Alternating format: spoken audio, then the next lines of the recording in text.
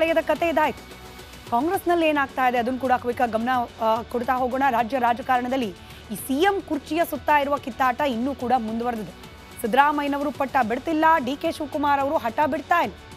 ಇಬ್ಬರ ಜಗಳದಲ್ಲಿ ಮೂರನೆಯವರಿಗೆ ಸಿಎಂ ಕುರ್ಚಿಯಲ್ಲಿ ಕೂರೋ ಯೋಗ ಬಂದ್ಬಿಡುತ್ತಾ? ಈ ಚರ್ಚೆ ಇದೀಗ ಮತ್ತೊಮ್ಮೆ ಮುನ್ನೆಲೆಗೆ ಬಂದಿದೆ.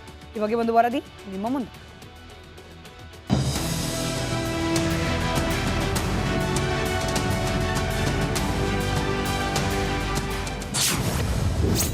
ಸಿಎಂ ಪಟ್ಟಕ್ಕೇರಲು ಡಿಕೆಶಿ ಸತೀಶ್ ಡಿಶುಂ ಡಿಶುಂ. ಕರ್ನಾಟಕ ಸಿಎಂ ಆಗ್ತಾರಾ ಮಲ್ಲಿಕಾರ್ಜುನ ಖರ್ಗೆ? ಕಾಂಗ್ರೆಸ್ನಲ್ಲಿ ಅಧಿಕಾರ ಹಂಚಿಕೆ ಎಂಬ ಚಂಚಲ ಲಕ್ಷ್ಮಿ ಆಟಕ್ಕೆ ಬ್ರೇಕ್ ಬೀಳ್ತಿಲ್ಲ. ಸಿಎಂ ಸಿದ್ದರಾಮಯ್ಯ 5 ವರ್ಷ ನಾನೇ ಮುಖ್ಯಮಂತ್ರಿ ಅಂದ್ರೂ ಅಧಿಕಾರಕ್ಕಾಗಿ ಕಿತ್ತಾಟ ನಿಂತಿಲ್ಲ. ಅತ್ತ ಡಿ.ಕೆ. ಶಿವಕುಮಾರ್ ಸಿಎಂ ಆಗಲು ಹೆಚ್ಚು ದಿನ ಬಾಕಿ ಉಳಿದಿಲ್ಲ ಅಂತ ಆಪ್ತರು ಹೇಳ್ತಿದ್ರೆ, ಕಾಂಗ್ರೆಸ್ ಅಧ್ಯಕ್ಷ ಮಲ್ಲಿಕಾರ್ಜುನ ಖರ್ಗೆ ಹೆಸರು ಆಗಾಗ ಕೇಳಿ ಬಂದು ತೆರೆಮರೆಗೆ ಸರಿಯುತ್ತೆ. ಕಳೆದ ವಾರ ಪುನಃ ಖರ್ಗೆ ಹೆಸರು ಚಲಾವಣೆಗೆ ಬಂದಿದೆ. ಸಿಎಂ ಆಗ್ತಾರಾ ಖರ್ಗೆ?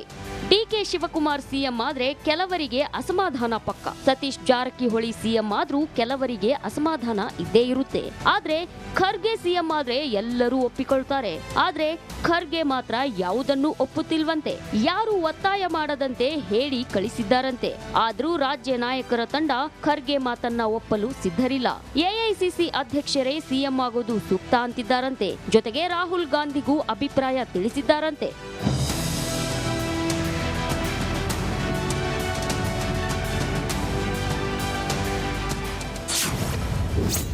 ಈ ವರ್ಷವೂ ಸಿದ್ದರಾಮಯ್ಯ ಸಿಎಂ ಕುರ್ಚಿ ಭದ್ರ. ಯುಗಾದಿ ದಿನವೇ ಧಾರವಾಡದಲ್ಲಿ ಗೊಂಬೆ ಭವಿಷ್ಯ. ಹೌದು, ಧಾರವಾಡ ತಾಲೂಕಿನ ಹನುಮನಕೊಪ್ಪದಲ್ಲಿ ನಡೆದ ಗೊಂಬೆ ಭವಿಷ್ಯ ಸಿದ್ದರಾಮಯ್ಯ ಅಭಿಮಾನಿಗಳನ್ನ ದಿಲ್ಖುಷ್ ಮಾಡಿದೆ. ನಿನ್ನೆ ತುಪ್ಪರಿಹಳ್ಳ ದಂಡೆ ಮೇಲೆ ಗೊಂಬೆ ಪ್ರತಿಷ್ಠಾಪನೆ ಮಾಡಲಾಗಿದ್ದು, ಇಂದು ಮುಂಜಾನೆ ಆಯಾ ಗೊಂಬೆ ಕಾಳುಗಳನ್ನ ಆಧರಿಸಿ ಭವಿಷ್ಯ ನಿರ್ಧಾರ ಮಾಡಲಾಗಿದೆ. ನೈಋತ್ಯ ದಿಕ್ಕಿನಲ್ಲಿ ಸ್ವಲ್ಪ ಒಂದು ಗೊಂಬೆಗೆ ಪೆಟ್ಟು ಬಿದ್ದುದರಿಂದ ಸರ್ ಆ ಒಂದು ನಮ್ಮ ತಿಳುವಳಿಕೆ ಪ್ರಕಾರ ಗೋವಾ ರಾಜ್ಯದಾಗ ಒಂದು ಸ್ವಲ್ಪ ರಾಜಕಾರಣದಲ್ಲಿ ಒಂದು ಸ್ವಲ್ಪ ಬದಲಾವಣೆ ಆಗಲಿ ಇಲ್ಲ ಒಬ್ಬ ರಾಜಕಾರಣಿಗೆ ಒಂದು ಪೆಟ್ಟು ಬೀಳುವಂಥ ಚಾನ್ಸಸ್ ಹೆಚ್ಚೈತಿ. ರಾಜ್ಯದ ಮತ್ತು ಕೇಂದ್ರದ ಸರ್ಕಾರದಲ್ಲಿ ಯಾವುದೇ ಒಂದು ಬದಲಾವಣೆ ಆಗುವುದಿಲ್ಲ, ಯಥಾಸ್ಥಿತಿ ಮುಂದುವರಿತೈತೆ ಅನ್ನುವಂಥ ಒಂದು ನಮ್ಮ ಭವಿಷ್ಯದ ಮೇಲೆ ನಿರ್ಧಾರ ಆಗಿದೆ. ಸಿದ್ದರಾಮಯ್ಯ ಈ ಹೋದ ಸಲನೂ ನಮಗೆ ಯಥಾಸ್ಥಿತಿ ಇತ್ತು ಸರ್, ಯಾವುದೋ ಒಂದು ಬದಲಾವಣೆಗಳು ಆಗಲಿಲ್ಲ. ರಾಜ್ಯ ರಾಜಕಾರಣದಲ್ಲಿ ಏನು ಯಾವುದು ಬದಲಾವಣೆಗಳು ಆಗಿಲ್ಲ ಸರ್.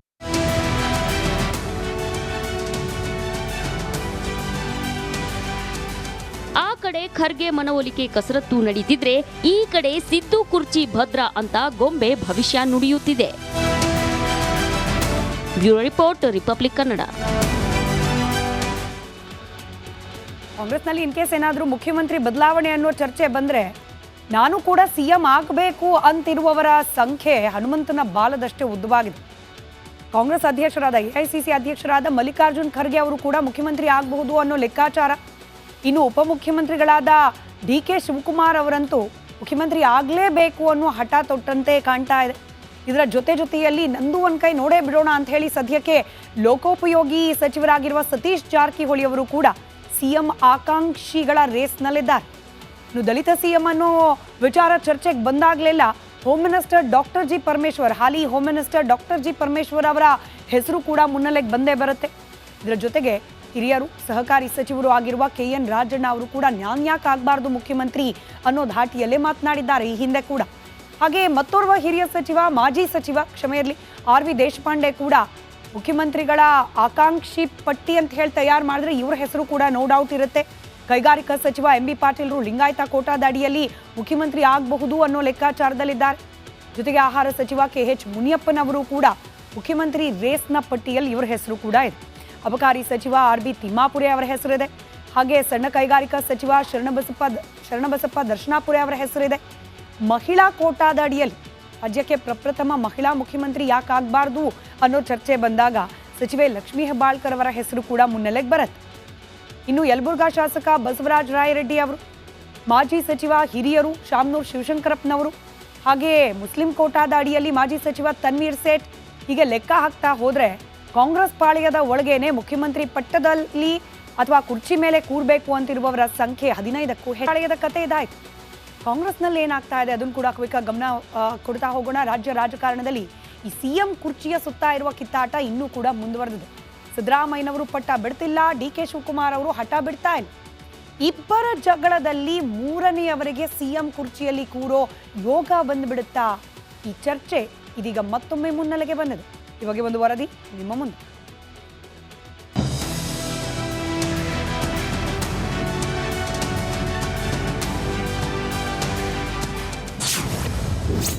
ಸಿಎಂ ಪಟ್ಟಕ್ಕೇರಲು ಡಿಕೆಶಿ ಸತೀಶ್ ಡಿಶುಂ ಡಿಶುಂ.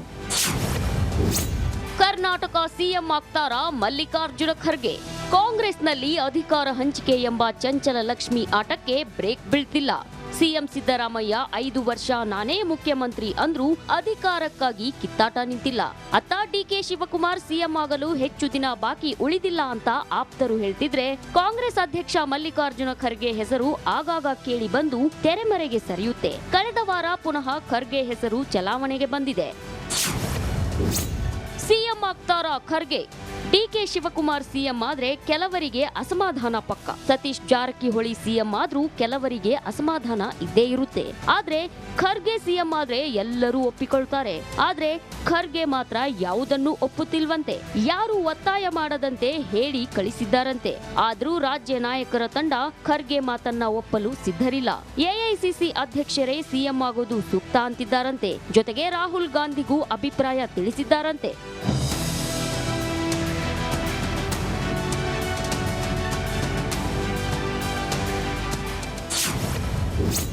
ಈ ವರ್ಷವೂ ಸಿದ್ದರಾಮಯ್ಯ ಸಿಎಂ ಕುರ್ಚಿ ಭದ್ರ. ಯುಗಾದಿ ದಿನವೇ ಧಾರವಾಡದಲ್ಲಿ ಗೊಂಬೆ ಭವಿಷ್ಯ. ಹೌದು, ಧಾರವಾಡ ತಾಲೂಕಿನ ಹನುಮನಕೊಪ್ಪದಲ್ಲಿ ನಡೆದ ಗೊಂಬೆ ಭವಿಷ್ಯ ಸಿದ್ದರಾಮಯ್ಯ ಅಭಿಮಾನಿಗಳನ್ನ ದಿಲ್ಖುಷ್ ಮಾಡಿದೆ. ನಿನ್ನೆ ತುಪ್ಪರಿಹಳ್ಳ ದಂಡೆ ಮೇಲೆ ಗೊಂಬೆ ಪ್ರತಿಷ್ಠಾಪನೆ ಮಾಡಲಾಗಿದ್ದು, ಇಂದು ಮುಂಜಾನೆ ಆಯಾ ಗೊಂಬೆ ಕಾಳುಗಳನ್ನ ಆಧರಿಸಿ ಭವಿಷ್ಯ ನಿರ್ಧಾರ ಮಾಡಲಾಗಿದೆ.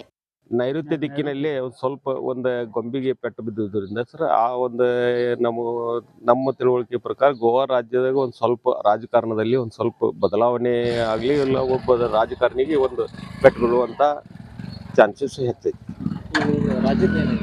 ರಾಜ್ಯದ ಮತ್ತು ಕೇಂದ್ರದ ಸರ್ಕಾರದಲ್ಲಿ ಯಾವುದೇ ಒಂದು ಬದಲಾವಣೆ ಆಗುವುದಿಲ್ಲ, ಯಥಾಸ್ಥಿತಿ ಮುಂದುವರಿತೈತೆ ಅನ್ನುವಂಥ ಒಂದು ನಮ್ಮ ಭವಿಷ್ಯದ ಮೇಲೆ ನಿರ್ಧಾರ ಆಗಿದೆ. ಹೋದ ವರ್ಷ ಹಿಂಗ ಬಂದಿತ್ತು ಸಿದ್ದರಾಮಯ್ಯ ಇದು ಹೋದ ಸಲನೂ ನಮಗೆ ಯಥಾಸ್ಥಿತಿ ಇತ್ತು ಸರ್, ಯಾವುದೂ ಒಂದು ಬದಲಾವಣೆಗಳು ಆಗಲಿಲ್ಲ.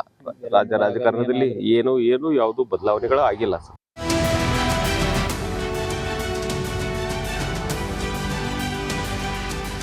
ಆ ಕಡೆ ಖರ್ಗೆ ಮನವೊಲಿಕೆ ಕಸರತ್ತು ನಡೀತಿದ್ರೆ, ಈ ಕಡೆ ಸಿದ್ದು ಕುರ್ಚಿ ಭದ್ರ ಅಂತ ಗೊಂಬೆ ಭವಿಷ್ಯ ನುಡಿಯುತ್ತಿದೆ. Bureau report, Republic Kannada. ಕಾಂಗ್ರೆಸ್ನಲ್ಲಿ ಇನ್ ಕೇಸ್ ಏನಾದರೂ ಮುಖ್ಯಮಂತ್ರಿ ಬದಲಾವಣೆ ಅನ್ನೋ ಚರ್ಚೆ ಬಂದ್ರೆ ನಾನು ಕೂಡ ಸಿಎಂ ಆಗಬೇಕು ಅಂತಿರುವವರ ಸಂಖ್ಯೆ ಹನುಮಂತನ ಬಾಲದಷ್ಟೇ ಉದ್ದವಾಗಿದೆ. ಕಾಂಗ್ರೆಸ್ ಅಧ್ಯಕ್ಷರಾದ AICC ಅಧ್ಯಕ್ಷರಾದ ಮಲ್ಲಿಕಾರ್ಜುನ್ ಖರ್ಗೆ ಅವರು ಕೂಡ ಮುಖ್ಯಮಂತ್ರಿ ಆಗಬಹುದು ಅನ್ನೋ ಲೆಕ್ಕಾಚಾರ. ಇನ್ನು ಉಪಮುಖ್ಯಮಂತ್ರಿಗಳಾದ DK ಶಿವಕುಮಾರ್ ಅವರಂತೂ ಮುಖ್ಯಮಂತ್ರಿ ಆಗಲೇಬೇಕು ಅನ್ನೋ ಹಠ ತೊಟ್ಟಂತೆ ಕಾಣ್ತಾ ಇದೆ. ಇದರ ಜೊತೆಯಲ್ಲಿ ನಂದು ಒಂದು ಕೈ ನೋಡೇ ಬಿಡೋಣ ಅಂತ ಹೇಳಿ ಸದ್ಯಕ್ಕೆ ಲೋಕೋಪಯೋಗಿ ಸಚಿವರಾಗಿರುವ ಸತೀಶ್ ಜಾರಕಿಹೊಳಿ ಅವರು ಕೂಡ ಸಿಎಂ ಆಕಾಂಕ್ಷಿಗಳ ರೇಸ್ನಲ್ಲಿದ್ದಾರೆ. ಇನ್ನು ದಲಿತ ಸಿಎಂ ಅನ್ನೋ ವಿಚಾರ ಚರ್ಚೆಗೆ ಬಂದಾಗಲೆಲ್ಲ home minister doctor G Parameshwar, ಹಾಲಿ home minister doctor G Parameshwar ಅವರ ಹೆಸರು ಕೂಡ ಮುನ್ನೆಲೆಗೆ ಬಂದೇ ಬರುತ್ತೆ. ಇದರ ಜೊತೆಗೆ ಹಿರಿಯರು ಸಹಕಾರಿ ಸಚಿವರು ಆಗಿರುವ KN ರಾಜಣ್ಣ ಅವರು ಕೂಡ ನ್ಯಾನ್ಯಾಕ್ ಆಗಬಾರ್ದು ಮುಖ್ಯಮಂತ್ರಿ ಅನ್ನೋ ಧಾಟಿಯಲ್ಲೇ ಮಾತನಾಡಿದ್ದಾರೆ ಈ ಹಿಂದೆ ಕೂಡ. ಹಾಗೆ ಮತ್ತೋರ್ವ ಹಿರಿಯ ಸಚಿವ, ಮಾಜಿ ಸಚಿವ RV ದೇಶಪಾಂಡೆ ಕೂಡ ಮುಖ್ಯಮಂತ್ರಿಗಳ ಆಕಾಂಕ್ಷಿ ಪಟ್ಟಿ ಅಂತ ಹೇಳಿ ತಯಾರು ಮಾಡಿದ್ರೆ ಇವರ ಹೆಸರು ಕೂಡ ನೋ ಡೌಟ್ ಇರುತ್ತೆ. ಕೈಗಾರಿಕಾ ಸಚಿವ MB ಪಾಟೀಲ್ರು ಲಿಂಗಾಯತ ಕೋಟಾದ ಅಡಿಯಲ್ಲಿ ಮುಖ್ಯಮಂತ್ರಿ ಆಗಬಹುದು ಅನ್ನೋ ಲೆಕ್ಕಾಚಾರದಲ್ಲಿದ್ದಾರೆ. ಜೊತೆಗೆ ಆಹಾರ ಸಚಿವ KH ಮುನಿಯಪ್ಪನವರು ಕೂಡ ಮುಖ್ಯಮಂತ್ರಿ ರೇಸ್ನ ಪಟ್ಟಿಯಲ್ಲಿ ಇವರ ಹೆಸರು ಕೂಡ ಇದೆ. ಅಬಕಾರಿ ಸಚಿವ RB ತಿಮ್ಮಾಪುರೆ ಅವರ ಹೆಸರಿದೆ. ಹಾಗೆ ಸಣ್ಣ ಕೈಗಾರಿಕಾ ಸಚಿವ ಶರಣಬಸಪ್ಪ ದರ್ಶನಾಪುರೆ ಅವರ ಹೆಸರಿದೆ. ಮಹಿಳಾ ಕೋಟಾದ ಅಡಿಯಲ್ಲಿ ರಾಜ್ಯಕ್ಕೆ ಪ್ರಪ್ರಥಮ ಮಹಿಳಾ ಮುಖ್ಯಮಂತ್ರಿ ಯಾಕೆ ಆಗಬಾರ್ದು ಅನ್ನೋ ಚರ್ಚೆ ಬಂದಾಗ ಸಚಿವೆ ಲಕ್ಷ್ಮೀ ಹೆಬ್ಬಾಳ್ಕರ್ ಅವರ ಹೆಸರು ಕೂಡ ಮುನ್ನೆಲೆಗೆ ಬರುತ್ತೆ. ಇನ್ನು ಯಲಬುರ್ಗಾ ಶಾಸಕ ಬಸವರಾಜ ರಾಯರೆಡ್ಡಿ ಅವರು, ಮಾಜಿ ಸಚಿವ ಹಿರಿಯರು ಶಾಮನೂರ್ ಶಿವಶಂಕರಪ್ಪನವರು, ಹಾಗೆ ಮುಸ್ಲಿಂ ಕೋಟಾದ ಅಡಿಯಲ್ಲಿ ಮಾಜಿ ಸಚಿವ ತನ್ವೀರ್ ಸೇಠ್, ಹೀಗೆ ಲೆಕ್ಕ ಹಾಕ್ತಾ ಹೋದ್ರೆ ಕಾಂಗ್ರೆಸ್ ಪಾಳ್ಯದ ಒಳಗೇನೆ ಮುಖ್ಯಮಂತ್ರಿ ಪಟ್ಟದಲ್ಲಿ ಅಥವಾ ಕುರ್ಚಿ ಮೇಲೆ ಕೂರಬೇಕು ಅಂತಿರುವವರ ಸಂಖ್ಯೆ 15ಕ್ಕೂ ಹೆಚ್ಚಿದೆ.